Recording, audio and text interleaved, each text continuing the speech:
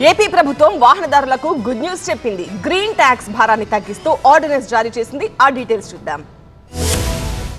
AP ప్రభుత్వం కీలక నిర్ణయం తీసుకుంది. వాహనదారులపై గ్రీన్ ట్యాక్స్ భారాన్ని తగ్గిస్తూ ప్రభుత్వం ఆర్డినెన్స్ జారీ చేసింది. గత ప్రభుత్వంలో వివిధ వాహనాలకు ఏటా గరిష్టంగా 20,000 రూపాయల వరకు గ్రీన్ ట్యాక్స్ విధించగా కూటమి ప్రభుత్వం దీన్ని సవరించి ఏడాదికి 1,500, 3,000 రూపాయల చొప్పున 2 స్లాబుల్లో వసూలు చేసేలా కొత్త విధానాన్ని తీసుకొచ్చింది. 10 టన్నుల లారీలపై 5,000 రూపాయల పన్నును 1,500కు తగ్గించారు. 30 టన్నుల లారీలపై 15,000 రూపాయల పన్నును 3,000 రూపాయలకు తగ్గించారు. అలాగే లారీలు, వ్యాన్లు, బస్సులు, మినీ బస్సులు 7 ఏళ్ల తర్వాత ఫిట్నెస్ సర్టిఫికేట్ పొందాలంటే ఏటా గ్రీన్ ట్యాక్స్ చెల్లించాలి. గతంలో ఈ పన్ను 200 రూపాయలు మాత్రమే ఉండేది.